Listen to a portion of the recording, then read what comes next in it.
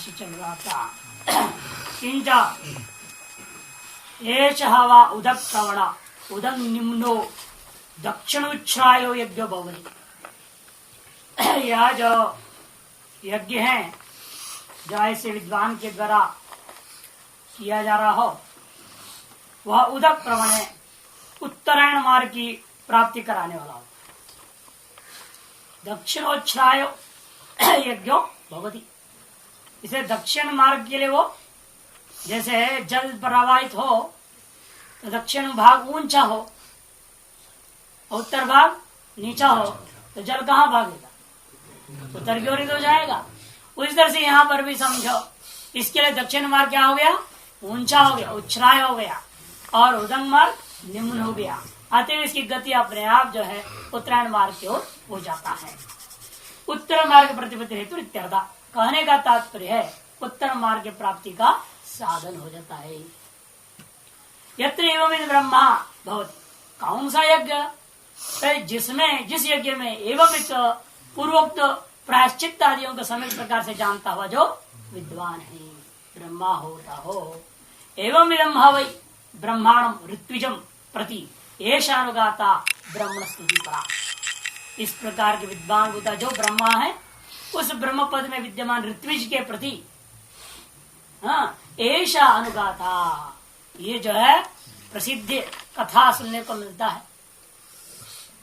ब्रह्मण स्तुति परा, वो ब्रह्मा का पद जो है ऋत्विक का स्तुति परक है। यथो यथा आवर्तते कर्म प्रदेशाद ऋत्विजाम यज्ञ क्षति भवन तत् तत् यज्ञ से क्षतरूपम प्रतिसंदधत प्रायश्चित्तेन गच्छति परिपालति इत्येतत्।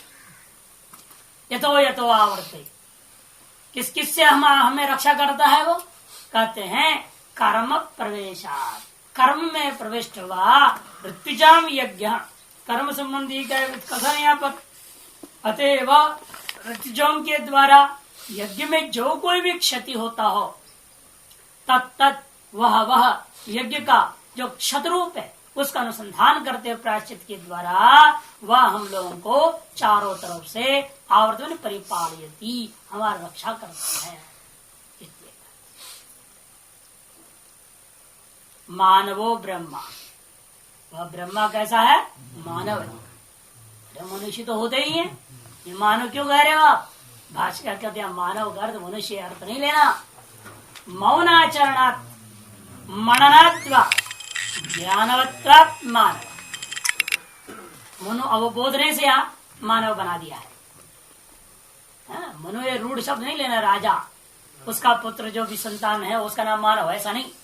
मनु अवबोधने से आन करके आदि वृद्धि करता हुआ मानव बना दिया। इसका अर्थ इसलिए मौनम कर, मौन आचरण करने से मानव, अथवा मननात्वा, मनन किया उसने, इसलिए भी वो मानव है। ज्ञानवान कहने का तात्पर्य है वो ज्ञानवान, ज्ञानवत्वात् ततो ब्रह्मैव एकर्ति कुरून कर्त्री इति। कुरून का तात्पर्य कुरुदेशवासी, ऐसा नहीं ले लेना। कुरून मने कर्त्री, ब्रह्मा एव एकर्तिक कर्त्री, मैंने ब्रह्म ही वास्तव में अन्य समस्त कर्ताओं की अपेक्षा से वास्तविक कर्ता इधर कौन हुआ? ब्रह्मा। यो द्रीन आरूढ़ान अश्वा वड़वा यथा अभिरक्षति एवं विद्धा वै ब्रह्मा। जिस प्रकार से जो आरूढ़ योद्धा है उसको वह घोड़ी अपने योद्धा का, अपने जो मालिक की जिस प्रकार से रक्षा करती है, ठीक उसी प्रकार से यह ब्रह्मा यज्ञम यजमानम सर्वांश ऋत्विजो अभिरक्षति। केवल यज्ञ को नहीं, केवल यजमान को नहीं, अन्य समस्त ऋत्विजों को भी तत्त दोषों के कारण उन पर होने वाला जो पाप आदि से उसने सबकी रक्षा कर दिया। तत्कृत दोष अपनेना, कैसे? तत्कृत दोषों का अपनयन के द्वारा। यदि एवं विशिष्ट ब्रह्मा विद्वान तस्माद एवं विदम एव यथोक्त व्यावृत्त्यादि विदम ब्रह्मांडम कुर्विता नान्यम विदम कदाचन इति। इसलिए यत एवं, जिसलिए ऐसा है, विशिष्ट है। ब्रह्मा जो पद है यज्ञ मंडप के अंतर्गत, जो ब्रह्मा ऋत्विक जो होता है एक विशिष्ट पद होता है, और वह विद्वान तस्मात एवं विदम, वह विद्वान होनी ही चाहिए। इसीलिए एवं विधम एवं यथोक्त व्यावृत्यादि विधम, यथोक्त व्यावृत्यादि प्रायश्चित का जो व्यक्ता है ऐसे ब्रह्मांडम एवं कुर्वीत, ऐसे ब्रह्मा को ही, ऐसे विद्वान को ही ब्रह्म पद पर स्थापित करनी चाहिए। नान एवं विधम कदाचन यदि, जिस प्रकार के ज्ञानवान नहीं है उसे ब्रह्मा नहीं बनानी चाहिए। दुरभ्यास अध्याय परिसमाप्त्यर्थ, ये जो दुरभ्यास किया है वह अध्याय की परिसमाप्ति का भी द्योतक है। चौथा अध्याय भी इस प्रकार से पूर्णता को प्राप्त हो गया। अब पंचम अध्याय आरंभ होता है। यद्यपि आपको पहले बता चुका हूँ, 5वें अध्याय तक पूरी की पूरी उपासना ही है। यहाँ 6, 7, 8 तीन अध्याय मुख्य उपनिषद है। और यद्यपि इस आपने देख ही रहे हैं, अब तक जितना आपने पढ़ा भी है, इसे बहुत ही महत्वपूर्ण अच्छे अच्छे बातें ग्रहण करने को मिलता है। ये तो है नहीं कि उपासना से हमारा मतलब ही नहीं है इन चीजों से, ऐसा नहीं हो सकता। और यहाँ ऐसी भी चीजें देखा जो कर्म निरपेक्ष उपासना है, जो विविधिशु सन्यासी भी कर सकता है। और कर्म सापेक्ष वो तो गैर गृहस्थी के लिए है, उनको छोड़ करके बाकी जितने कर्म निरपेक्ष अहंग्रह उपासनाओं का वर्णन किया है वो सारी चीजें तो अवश्य हर व्यक्ति कर सकता है। और उत्तरायण मार्गाधिकारी होता हुआ ब्रह्मलोक प्राप्ति माध्यम से क्रम मुक्ति के अधिकारी हो सकता है। एक और अहंग्रह उपासना का विचार आरंभ होता है, यह प्राण विद्या कहा जाता है इसको। अन्य भी प्राण विद्याओं का प्रकरण आप इसमें पहले भी पढ़ चुके हो किंचित, और अन्य उपनिषदों में भी होते ही हैं। अब विचार ये करते हैं कि वह अनेक अंग्रहोपासनाएं हुई कि इन सारे अंग्रहोपासनाओं को इकट्ठे कर दिया जाए, या अनेक प्रतीकोपासना जो आप पढ़ रहे हो सारे प्रतीकोपासना एक प्रतीकोपासना करके उपासना किया जाए। तब वहां पर ब्रह्मसूत्र में एक अधिकरण इस पर विचार करता हुआ दिया, शब्दादि भेदाधिकरणम 3:3:58 शब्दादि भेदाधिकरण। वहां क्या कहा, विद्या का जो रूप है वह वेद्य के आधार पर निर्णय होता है। जैसे एक ही का स्वरूप द्रव्य और देवता के आधार, जैसे उपासना का जो स्वरूप है वह वेद्य तत्व के ऊपर निर्भर है। इस सब जगह हिरण्यगर्भ भी हो सकता है, लेकिन कौन से गुण वाला था वह वेद्य का स्वरूप बदल गया, फिर उपासना भी भिन्न मानना पड़ेगा। कहीं फल का वेद हो गया तो भिन्न मानना पड़ेगा। और गुणोपासंहार न्याय भी कहाँ लगानी, ये विचारणीय विषय बन जाता है।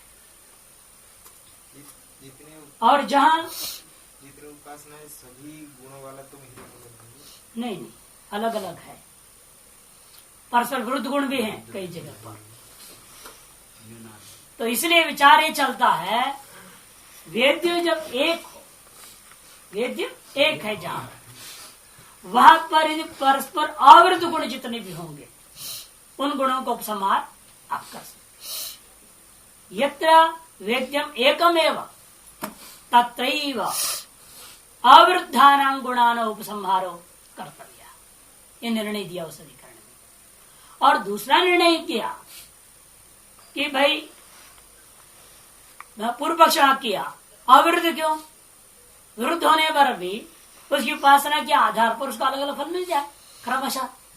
इस सर्वगुणोपसंहार करने का पूर्व पक्षी कहता है, तब सिद्धांत कहते नहीं, आप गुणोपसंहार नहीं कर सकते। वेद्यों का एक होने के बावजूद वेद्यंच एकम एव, वेद्य भी एक है, एक ही उपासना से लग भी रहा है, फिर वहां सर्वगुणोपसंहार नहीं किया जा सकता। विद्या भेदेन गुणानाम अनुपसंहारश्च, विद्याओं का भेद होने के कारण से गुणों को उपसंहार नहीं किया जा सकता। ये कैसा निर्णय हुआ, शब्दादि भेदात, हेतु दे दिया वहां शब्दादि का भेद से तत्त गुण विशिष्ट वेद्य में भी हम भेद मानते, तत्त गुण विशिष्ट वेद्य का भेद हो गया। शब्द तात्पर्य यहाँ गुणवाचक शब्द, यादृश गुण विशिष्ट वो होगा एक हिरण्यगर्भ, तारस गुण विशिष्ट ही दूसरा जगह भी विचार हो रहा हो तो उनको उपसंहार कर लो, नहीं तो नहीं कर सकते। यही तो न्याय दर्शन आदि में बहुत ही जबरदस्त चलता ही है। तब धर्म को लेकर भाई शुक्ल पटा नील पटा अंतर नहीं है क्या, अरे पट तो फटे, ऐसा नहीं कह सकते। शुक्ल पट तो शुक्ल पट, नील पट तो नील पट।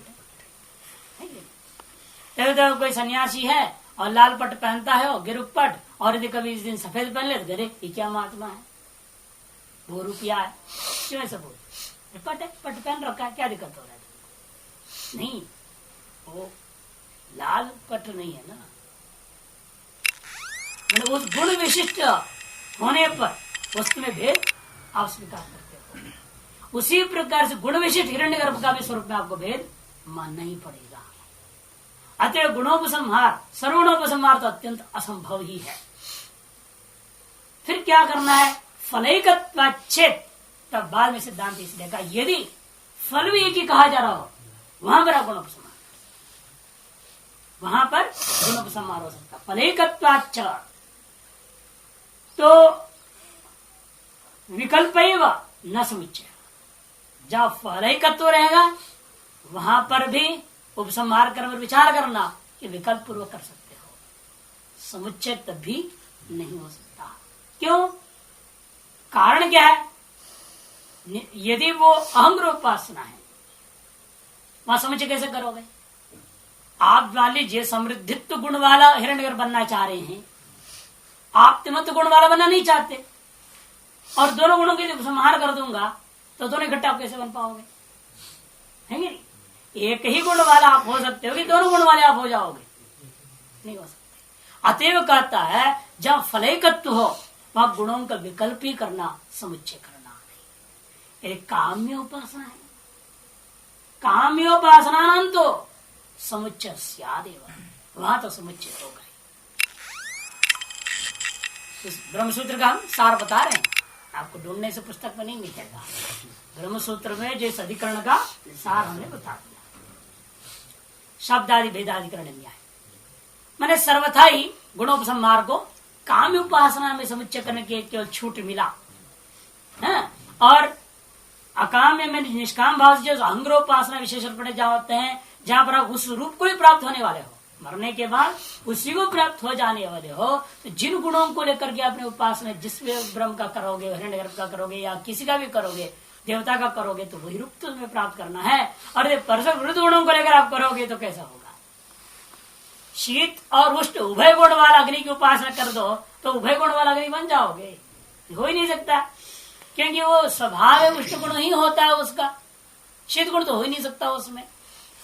इसलिए यावत यादृश गुण विशिष्ट होकर के हम जिसकी उपासना करते हैं, मरणोत्तर काल में अंग्र उपासक वही रूप को प्राप्त कर जाने वाला होता है। अतएव यहाँ गुणोपसंहार नहीं हो सकता। विकल्प आपकी मर्जी है, एक ही फल है, एक ही देवता है, तो आपको कौन से गुण विशिष्ट उस रूप को प्राप्त करना चाह रहे हो, उस गुण की उपासना कर सकते हैं। ये विकल्प की प्रसक्ति हो गई। लेकिन जब कामना को लेकर कर रहे हो तो कोई बात नहीं, आप सकल गुणों को लेकर कर दीजिए, वो ईश्वर की स्तुति हो गई, क्योंकि आप ईश्वर को अपनी कामना की पूर्ति के लिए पूजा कर रहे हैं, आप ईश्वर बनना नहीं चाह रहे हैं। दोनों में अंतर ही नहीं, आप ईश्वर बनना नहीं चाहते, आप ईश्वर को खुश कर रहे हैं। क्यों? अपनी कामना की पूर्ति के लिए। उस स्थिति में आप ईश्वर को 50% विरुद्ध गुणों के द्वारा स्तुति कर लो, कोई आपत्ति नहीं है। नहीं, आप ऐसे भी हैं, वैसे भी हैं, ये भी हैं, वो भी हैं, आप देखते हैं स्तोत्रों में परस्पर विरुद्ध गुणों के लोग हम स्तुति कर ही रहे हैं। अब वो विरोधी गुणों की स्तुति करने के बाद भी वो हमारे कामना को पूर्ति करने वाला, हम उस रूप को प्राप्त करने वाला नहीं है, अतः कोई आपत्ति नहीं हो सकता। इसलिए कहा यदि काम्य उपासना है फिर तो आप सगल गुणोपसंहार कर सकते हैं, लेकिन निष्काम भाव से आप तद्रूपता प्राप्ति की उपासना कर रहे हो, तद्देव भाव की प्राप्ति की उपासना कर रहे हो, ऐसा अंग्रह उपासना में तो गुणोपसंहार नहीं हो सकता और गुणों का विकल्प ही संभव है। यदि फल एक है, यदि फल भिन्न है फिर तो विकल्प भी नहीं है। जिस फल के लिए जो व्यक्ति की जैसा उपासना करनी वैसे ही करना पड़ेगा, विकल्प का सवाल नहीं उठता है। फल एक हो तो विकल्प, फल भिन्न हो वो भी नहीं, असकाम हो तो वहां सुपसंहार, ये तीन व्यवस्था वहां विकल्प ने कथन किया। उसको ध्यान में रखेंगे तो प्राण विद्या आगे जो कहने जा रहे हैं उसमें कोई आपको परेशानी नहीं हो, क्योंकि यहाँ अन्य कौशिक की उपनिषद के गुणों को संहार करने की बात कहेंगे। यो हो वै ज्येष्ठं च श्रेष्ठं च वेद, ज्येष्ठश्च वै श्रेष्ठश्च भवति, प्राणो भाव ज्येष्ठश्च श्रेष्ठश्च। पहला अवतरणिका में जाए, सगुण प्रविद्या उत्तरा गतिरुक्ता। सगुण ब्रह्म विद्या का गति उत्तरायण मार्ग है, यह बात सम्यक रूप से कह दिया गया। अथ इदानीं पंचमे अध्याये पंचाग्नि विदो गृहस्थ से ऊर्ध्वरेत सांच श्रद्धालो नाम विद्यांतरशीलिनाम तामेव गति मनुद्य अन्य दक्षिण दिक् संबंधिनी केवल क्रीम नाम धूमादि अर्चना पुनरावृत्ति रूपा तृतीया च तथा कष्टतरा संसार गति वैराग्य आरभ्यते। अब इस पंचम अध्याय में क्या करने आप जा रहे हैं? पूर्व अध्याय में तो आपने सवर्ण ब्रह्मोपासना के माध्यम से उत्तरायण गति वर्णन कर दिए हैं। इस पांचवें अध्याय में पंचाग्नि वेत्ता जो गृहस्थ है उनका ऊर्ध्वरेत सांच श्रद्धालु नाम, और जो ऊर्ध्वरेत वाले श्रद्धालु है मैंने अगृहस्थ है नैष्ठिक ब्रह्मचारी लोग जो श्रद्धावर्ग उपासना को कर रहे हैं, विद्यांतरशीली नाम जो कि विद्यांतरशीली है, विद्यांतरों का ही उपासनांतरों को करने वाले लोग हैं, उन लोगों के लिए तामेव गति मनुद्य उनको भी उत्तरायण गति ही मिलती है। उसका तो अनुवाद मात्र हो रहा है, इसीलिए उक्ति का पुनरुक्ति दोष नहीं समझना, उसके अनुवाद किया जाए। अनुवाद क्यों करना पड़ रहा है? हमें अन्य मार्गों का चर्चा करनी है, अतएव हमें उसको कथन करना पड़ रहा है। अनुवाद करके तत्पश्चात क्या करने जा रहे हो? अन्य दक्षिण दिक् संबंधी केवल कर्म नाम धूमादि लक्षणा पुनरावृत्ति रूपा एक दूसरा मार्ग वर्णन करने जाएंगे हम, जो कि कौन सा मार्ग? इसका नाम दक्षिणायन मार्ग है। वो केवल कर्मियों को प्राप्त होने वाला है, धूम आदि से लेकर के चंद्रलोक पर्यंत की जो है पुनरावृत्ति रूपा है। और इसके अलावा एक तीसरा मार्ग का वर्णन करने हम जा रहे हैं, तृतीयाच एक तीसरी मार्ग का भी वर्णन करने जा रहे हैं हम। क्या है वो? कष्टतरा, पूर्व से भी और कष्ट। उत्तरायण मार्ग से की अपेक्षा से कष्टतर तो कष्ट वाला है, दक्षिणायन मार्ग पुनरावृत्ति रूप है। वो तो अपुनरावृत्ति रूप होने से वो इतना कष्टकर नहीं है तो उसमें भी कि यहाँ से जाना पड़ेगा, वेटिंग लिस्ट में आपका नाम पड़ा रहेगा, ब्रह्मलोक में बैठे रहो, वेटिंग लिस्ट में लगे हुए हैं आप। यदि प्रारब्ध कर्म बन गया हो तो अगले जन्म, अगले कल्प में या अगले मनवंतर में कुछ देवता देवता बन जाओगे, फिर उस ब्रह्मा जी के साथ आपका विदेह मुक्ति होना है, तब तो पड़े रही है वहां, है ना। तो बड़ा वो भी कष्टकर तो है ही है, लेकिन फिर भी वहां पुनरावृत्ति तो नहीं है ना, लौट गया किसी और योनि में जाना नहीं पड़ेगा, है?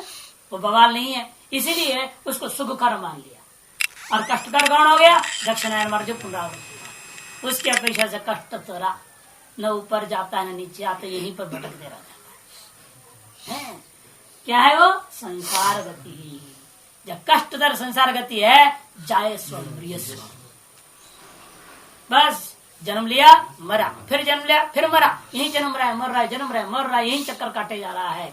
यह तो भयंकर स्थिति है। इस प्रकार के संसार का तीन गतियां, उत्तरायण, दक्षिणायन और तीसरे जो जाए सूर्य सुगत। यह सब क्यों कह रहे हैं आप? वैराग्य है तो वक्तव्य, क्योंकि इसका अगला अध्याय पूरा विशुद्ध वेदांत की ओर जाने जा रहे हैं। अतः वैराग्य के लिए ही साधन रूपेण कहनी चाहिए, इसलिए अध्याय आरंभ हो गया। प्राण श्रेष्ठ वागादिभ्य प्राणो वाव संवर्ग इत्येच बहुशो अतीते ग्रंथे प्राण ग्रहण कृतम। प्राण ही वागादियों के विषय से श्रेष्ठ है, ये बात पहले हम प्रथम अध्याय में विचार कर चुके हैं। प्राणोभाव संवर्ग के पूर्व अध्याय में ही रैक प्रकरण में आपने पढ़ा है। बहुत प्रकार से अतीत ग्रंथों में अब तक पढ़े विचारों अध्याय में विभिन्न प्रकार से प्राण संबंधी विचार आपने किया है। सकतम श्रेष्ठ वागादिशु विचार करना है अब कि वह वागांत की अपेक्षा में श्रेष्ठ क्यों है। जो संकेत किया था, है ना, केवल संकेत किया था वहां, लेकिन उसको विस्तृत रूप से समझाना है आपको कि वह श्रेष्ठ क्यों। सर्वई सहत्य कारित्व विशेष है, क्योंकि इन सारे वागादि स्थूल शरीर, सद्धातुमय, त्रिदोषमय, ये शरीर और वो इंद्रियां एकादश इत्यादि से युक्त होकर के सभी से संहति को प्राप्त हो, संघात को प्राप्त होकर के ही, और संघात प्राप्ति में सबका योगदान बराबर है। सभी अपने अपने जो बराबर महत्वपूर्ण कार्य कर रहे हैं, है ना। कोई भी एक अपने आप में विशेष कहना या उचित महसूस नहीं हो रहा है, इसलिए विचारणी विषय बन गया। लगता है कि इसमें हर चीज महत्वपूर्ण है, जब एक चीज गड़बड़ा जाए तब आपको पता चलेगा वो कितना महत्वपूर्ण है।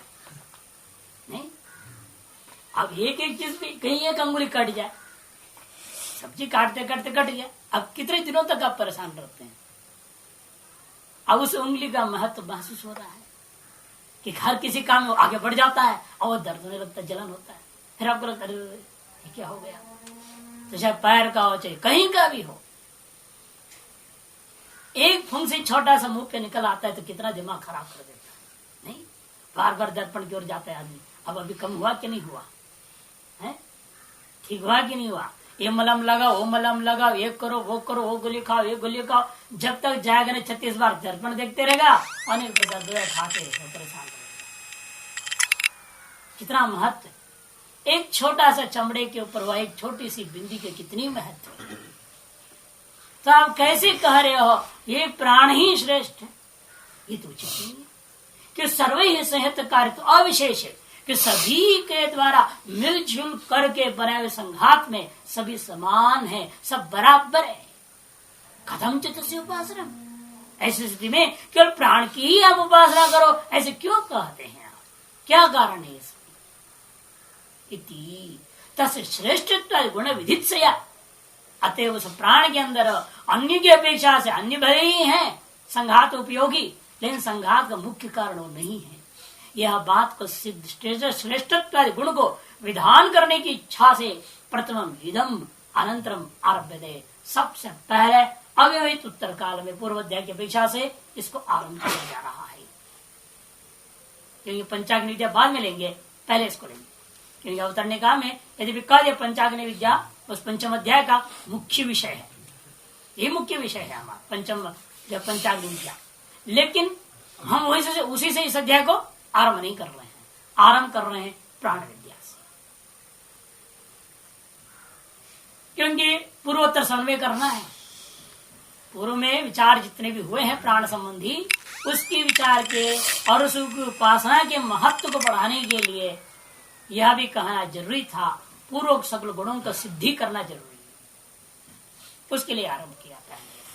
यो वै ज्येष्ठ श्रेष्ठ वेदा, कहते जो कोई पुरुष संसार में, जो कोई भी पुरुष इस संसार के अंदर विद्यमान व्यक्ति अपने से जो ज्येष्ठ है, अपने से श्रेष्ठ को जो जानता है, वह व्यक्ति भी ज्येष्ठ से श्रेष्ठ चाह वही भवती, वह अवश्य ही अपने स्वजनों का बीच में ज्येष्ठ श्रेष्ठ हो जाता है। ऐसा होता तो कौन है, जब प्राणो भाव ज्येष्ठ श्रेष्ठ, प्राण ही ज्येष्ठ श्रेष्ठ है।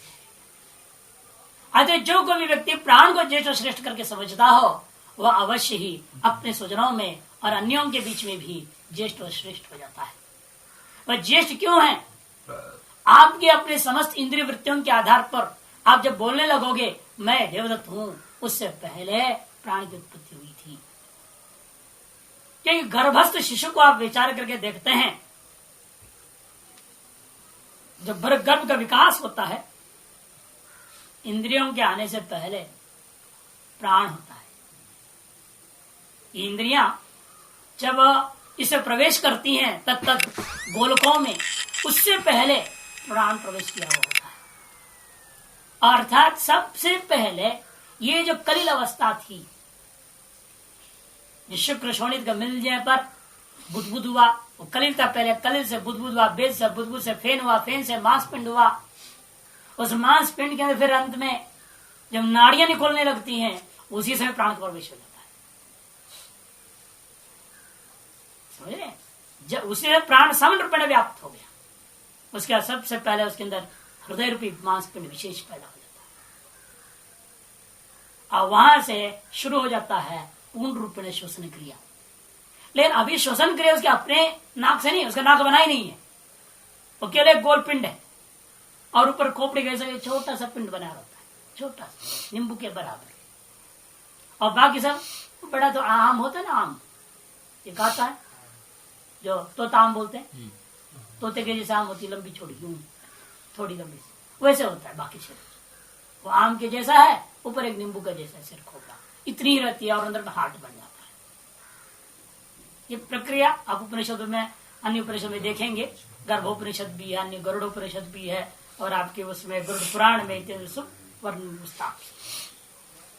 और वहीं से क्या होता है, माँ का श्वास के द्वारा वो प्राण उसके अंदर आता जाता है, नाली के मध्य से चालू हो जाता है। फिर धीरे धीरे हाथ निकलते हैं, बाहर निकलते हैं, फिर उसके बाद जो है सब गुड़ के बनने लगते हैं, फिर उसके बाद इंद्रियां आई। तो सबसे पहले कौन पैदा हुआ, इसका मतलब इस जीवात्मा का शरीर के अंदर प्राण ही हुआ। अतः प्राण ज्येष्ठ है और प्राण श्रेष्ठ भी है, गुणों में अधिक है। इसकी गुण, इसका सामर्थ्य सब कुछ अधिक है। अन्य सारी इंद्रियां करे ना करे काम, हो या ना होवे, लेकिन ये तो अपना काम करते ही रहता है। और सब सो जाते हैं, थक जाते हैं, तो ये अपना काम में लगा रहता है। अधिक गुण वाला हुआ कि नहीं होगा? न थकने का गुण पहले वर्णन कर चुके हैं। अतः श्रेष्ठ, जो न थकने वाला है वही श्रेष्ठ। आप लोग भी आश्रमों में देखते हो या घरों में भी देखते हो, जो बालक बिना थके धड़बड़ काम कर रहा है, तो माँ बाप सब गुरु लोग क्या करते हैं, उसको पसंद करते हैं। ये तो बहुत बढ़िया बालक है, बहुत अच्छा है। क्यों? सारा काम कर रहा है और थकता ही नहीं। और जल्दी थक जाकर बेकार है, क्या तुम करते हो? कुछ कसरत करो, ताकत लाओ शरीर में। बड़े आज से पड़े रहते हो, सब लोग उसको डांटने में लगे रहते। जो थकता है उसको सब तरफ से उसको डांट सुनना पड़ता है, और कोई उसको कदर ही नहीं करते। बेकार आदमी है। आश्रम में भी क्या है, वो महंत को बड़ा बोझा सा लगता है। वो कभी बोझा हट जाए आश्रम से, तो कुछ नहीं करता है। अरे चौकीदारी तो करो, वो भी नहीं करता। बेकार है ये। ऐसे देखने क्यों मिल रहा है? इसका मतलब क्या? जो न थके, निरंतर कार्यशील है, वो श्रेष्ठ है, वो अच्छा है। और प्राण के अंदर गुण होने के नाते प्राण ही श्रेष्ठ है। इंद्रिया जैसे प्राण को ज्येष्ठ श्रेष्ठ स्वीकार कर लिया, तो फिर इंद्रिया किसकी अपेक्षा? प्राण की अपेक्षा तो कनिष्ठ ही रहेगी, सदा कनिष्ठ है। हाँ। और फिर ज्येष्ठ श्रेष्ठ किसकी अपेक्षा मानेंगे? कौन? इंद्रियों को। इंद्रियों को मानो अन्य मांस पिंड आदि की अपेक्षा से। ये हाड़ मांस के पिंड क्या काम करेगा आपका? जैसे आम की है, गोलक है, गोलक रंग से क्या लाभ है आपको? उस गोलक की अपेक्षा से इंद्रियां श्रेष्ठ हो गई। ये तारतम्य तो होगा। गोलक की अधिष्ठान नहीं समझा, आधे कहते हैं? जैसे अधिष्ठान तो गोलक हुआ, इंद्रिय टिकेगी ही नहीं उसमें, गोलक में, तो वो तो अपनी जगह वो भी श्रेष्ठ है। वो तो ही है, एक दूसरे के अधीन होकर श्रेष्ठता तो तारतम्य तो होता ही है ऐसा। अब बिना इन इंद्रियों के प्राण क्या करेगा? इंद्रियों में अधिष्ठित होकर के प्राण का संचालन को आप देख रहे हो। मांस पिंड आदि नाड़ी आदि का अस्तित्व प्राण का संचालन चल रहा है, इसके प्राण से श्रेष्ठ हो गए?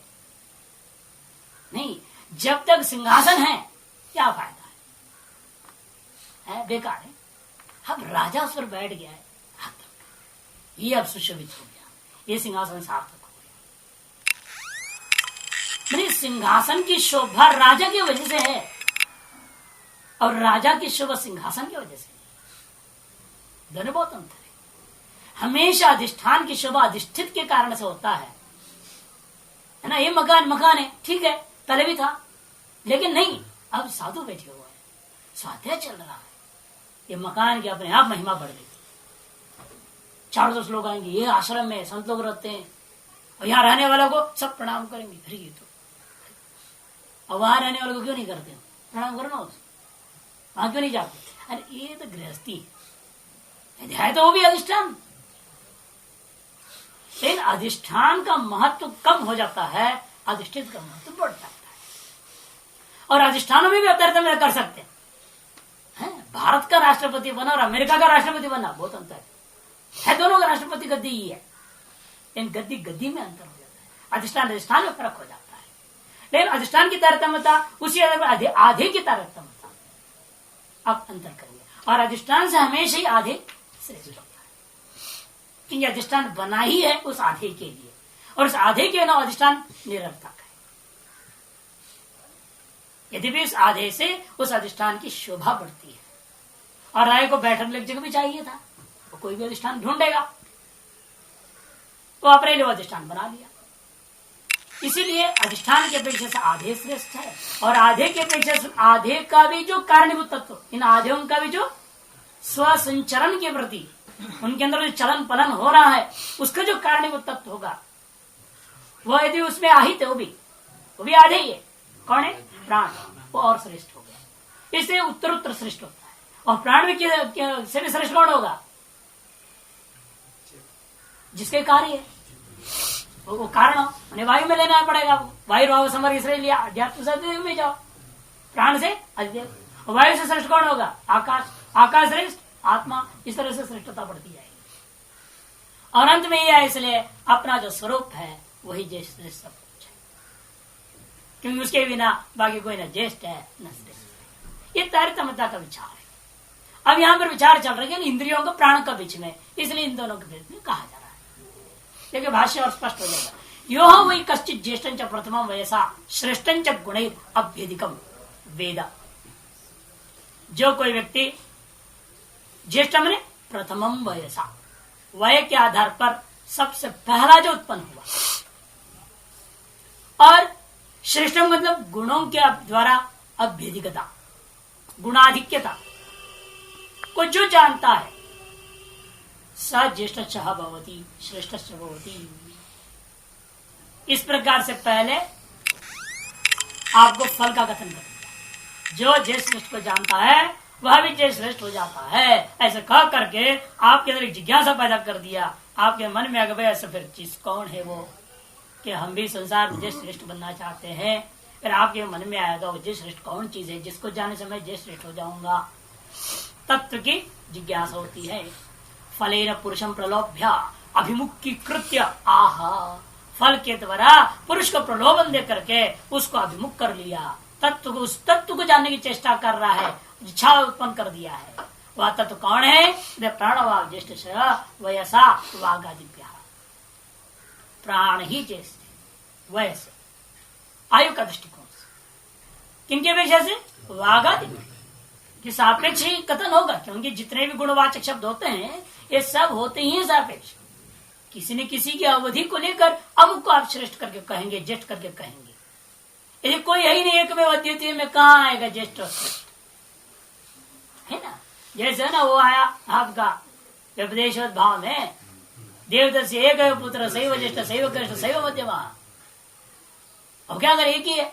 अब जो चाहे सो व्यवहार कर लो, फर्क क्या पड़ने वाला है? उसको ज्येष्ठ कह दो तो अपमान नहीं, कनिष्ठ कह दो तो उसको कोई सम्मान नहीं होगा। न कोई अपमान है न सम्मान है। ज्येष्ठत्व को लेकर के सम्मान नहीं आ सकता, कनिष्ठत्व को लेकर अपमान नहीं आ सकता। अरे मंजिला है मध्यम वाला गया तो किसी तरह का उसको दुख होगा क्या? नहीं, कि वो एक ही है। इसलिए ये शब्द वास्तव में सापेक्ष शब्द होने के नाते अवधि की अपेक्षा रखते हैं। अवधि क्या है यहाँ? वागादि। वागादियों की अपेक्षा से यह प्राण क्यों पहला उत्पन्न हो गया? ये आपको कैसे पता चला पहला पैदा यही होता है? कहते हैं गर्भस्थे ही पुरुषे प्राणस्य वृत्तिर वागादि पूर्वम लब्धात्मिक भवति। कि गर्भस्थ बच्चे के अंदर आप देखोगे प्राण की जो वृत्ति, प्राण की जो अभिव्यक्ति है वह वागादियों की अभिव्यक्ति से पहले ही प्राप्त हो जाता है।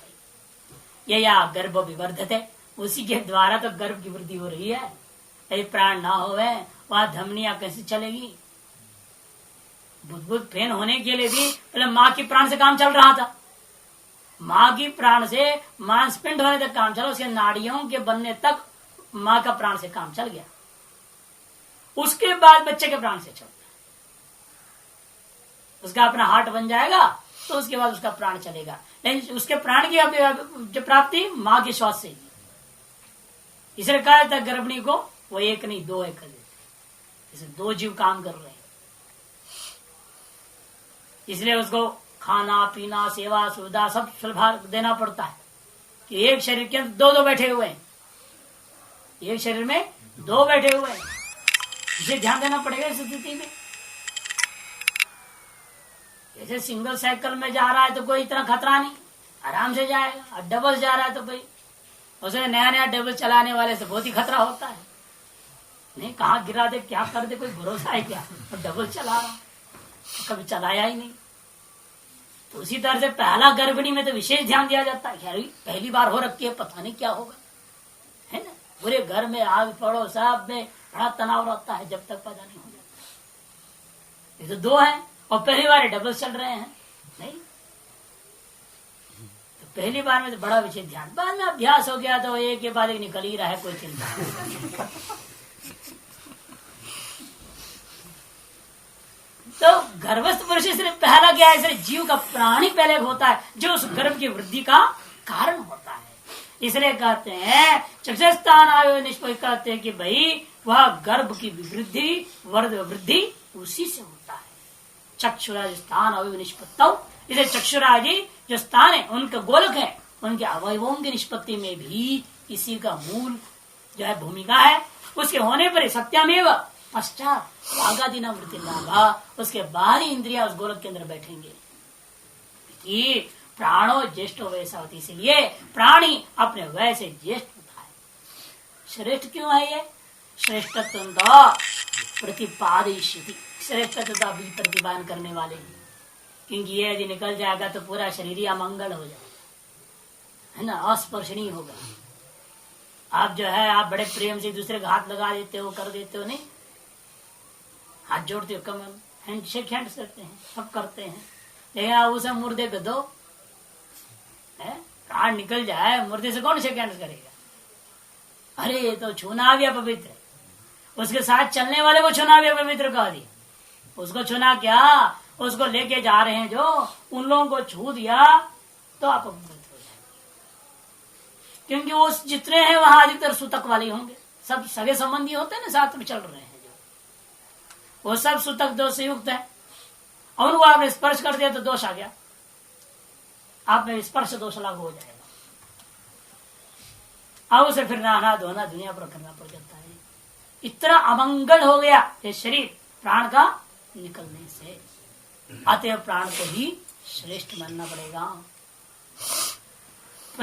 प्रतिपादिष्यति स्वय इत्यादि दर्शने न जा, और इस बात को स्वय इत्यादि दृष्टांतों से आगे बताएंगे। पढ़वी शिशंकौन स्वय घोड़ों के वर्णन करेंगे। सिंधु का घोड़ा है, उसके चारों पैरों को रस्सियों से बांध के रखा हुआ है, और उसे कोई चिंता नहीं, चुपचाप पड़ा रहता है। लेकिन जैसे वहां मालिक आ रहा है, उसका जूते की आवाज आया तो तुरंत खड़ा ऐसे हो जाता है वो घोड़ा, और अपनी ताकत लगा करके जो खूंटियों को भी उखाड़ के चल देता है, इतनी दम रखता है। इसको कहते हैं पड़वी शंकुन, जो कील गाड़े गए हैं, जिसे उसके रस्सी बंधी हुई है, वो कील सहित उखाड़ के चल देता है। उसी तरह प्राण जब निकलता है, ये जो खूंटियों के समान खूंटियां इंद्रियां हैं, कील बने हुए बंधे हुए हैं, इन सब को उखाड़ के लेके चल देता है। किसी को भी यहाँ टिकन नहीं देगा। ये नहीं कि प्राण निकल गया और कोई एकाध इंद्रियां रह गए, ऐसा कभी नहीं हो सकता, सब उखड़ जाएंगे। उस दृष्टांत से वहां आगे समझाने वाले हैं, इत्यादि निदर्शन दृष्टांत। अतः प्राण एव ज्येष्ठ श्रेष्ठ अस्मिन् कार्यकरण संघात है, इस कार्यकरण संघात में ये ज्येष्ठ श्रेष्ठ समझो। यो वै वसिष्ठं वेद वसिष्ठः स्वानां भवति, वाग्वाव वसिष्ठः।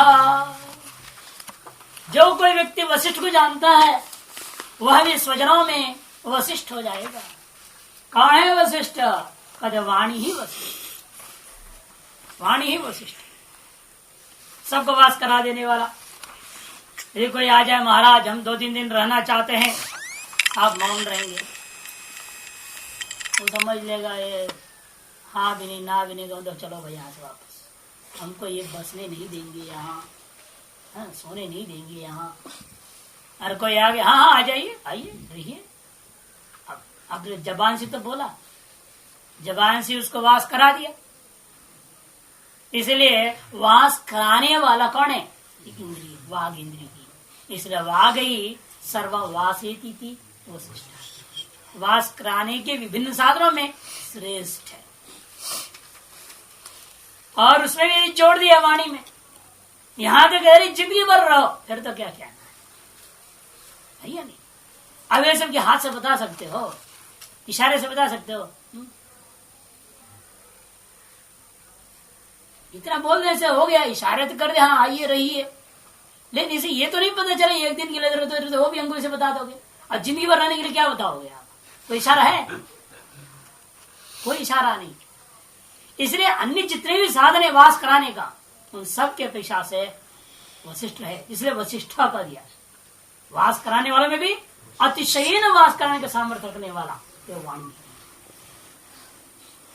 ये सारा कंडीशन बताया, आरती में आना पड़ेगा, ये करना पड़ेगा, वो करना पड़ेगा, नहीं बस आता है, ये तो सारा नियम कानून बता देता है, सब कुछ बताने का दम एक ही वाणी में है। विशेष रूपेण वास करने का सामर्थ्य वाणी का, और अन्य जितने भी साधन है वह सब इसके अपेक्षा से न्यून ही होता है, गौण ही होता है। इस पर में एक अधिकरण किया, सर्व अभेदाधिकरण नाम ब्रह्मसूत्र 3-3-10 शब्दादि भेदाधिकरण 3-3-58 था और ये 3-3-10 का है। सर्व अभेदाधिकरण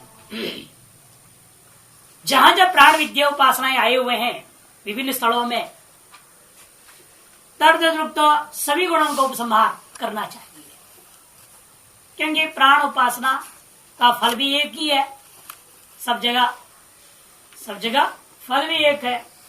उपास्यभूता तत्व देवता भी प्राण भी वही है, केवल गुण अनेक आया हुआ है, और वे गुण भी उस एक गुणी में विद्यमान, वे सारे गुण परस्पर विरुद्ध भी नहीं है। जैसे वशिष्ठता, ज्येष्ठता, श्रेष्ठता, ये सब क्या है, आयतनवत्व इत्यादि जितने भी हैं ये सब उसमें अविरुद्ध है। अतएव इन सभी गुणों को उपसंहार कर सकते हैं। केवल एक उपनिषद वाला नहीं, अन्य उपनिषदों में जो प्राण विद्या आई हुई है जिसका यही फल होता हो और अवृद्ध जितने गुणों कथन हो रहा हो, उन सब का उपसंहार करने में कोई आपत्ति नहीं है। अतः कौशिकी ब्राह्मण में आया हुआ ज्येष्ठत्व वशिष्ठत्व आदि के साथ इस श्रेष्ठत्व को जोड़ना पड़ेगा, कि वहां पर ज्येष्ठत्व वशिष्ठत्व श्रेष्ठत्व, और यहाँ ज्येष्ठ श्रेष्ठ वशिष्ठ तीनों कह दिया। इसलिए कौशिकी की शाखा वाला कोई व्यक्ति उपासना करना चाहता है प्राण उपासना, वो ये नहीं कहेगा भी हमारी जो शाखा में केवल ज्येष्ठ और वशिष्ठ का है, श्रेष्ठ कहा नहीं है, श्रेष्ठत्व गुण से विशिष्ट प्राण की उपासना नहीं करूंगा, ऐसा वो न कहें। ब्रह्मसूत्रकार ने कहा नहीं, उस व्यक्ति को भी यहाँ से ले जाओ, छंदोक शाखा से कौशिक की शाखा में ले जावे, और यहाँ से ले गए उस ज्येष्ठ गुण को भी जोड़ करके अन्य गुणों के साथ उपसंहार करता हुआ उपासना करनी चाहिए। ये निर्णय वहां ब्रह्मसूत्र में दिया गया है। भाष्यकार कहते यो वै वशिष्ठम वसित्रितमम आच्छादित्रितमम वसुमत्तमम वा यो वेद। वस निवासी भी है, वस आच्छादन भी, दोनों का। देखो ना, कोई बात बिगड़ गया है और बिगड़ी हुई बात को छिपा दो तो और आगे मामला बिगड़ेगा नहीं। ढक दिया ना आपने, बातों को ढक दिया, हुई सो हुई, आपने बोला ही नहीं, किसी के सामने चर्चा ही ना करो तब क्या होगा, बात फैलेगा क्या, कुछ नहीं, आच्छादन कर दिया। इससे बड़ों के, विशेष रूप में बड़ों में कोई गड़बड़ी हो उसको जबरू दबा देनी चाहिए, ये शास्त्रों का विधान। क्यों, अज्ञानवश भूल तो सब जगह होना ही है, मनुष्य मात्र में हो गया, इंद्रादियों में भी हो चुका है। दूसरों को तो कहना क्या, सृष्टि का करता ब्रह्मा ने ही गड़बड़ कर दिया हो, दूसरों को तो क्या कहना। इसलिए कहा गया कि हमेशा सत्य वचन किसको कहा, योगी याज्ञवल्क्य की संहिता में सत्य का लक्षण करके कहा यथार्थ वचनम सत्यम विधि न।